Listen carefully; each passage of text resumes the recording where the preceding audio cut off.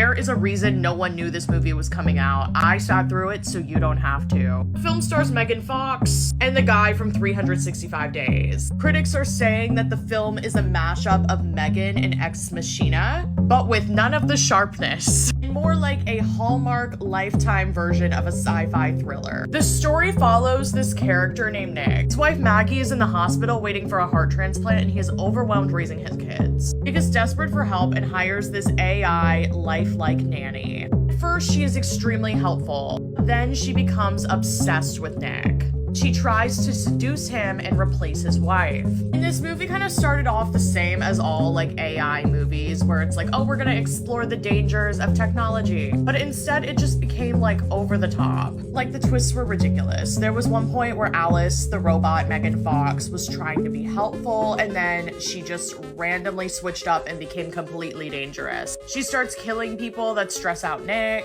He even tries to drown his child, his toddler. And she's like, oh, he's a burden. He's too much work for you. He's a burden for you.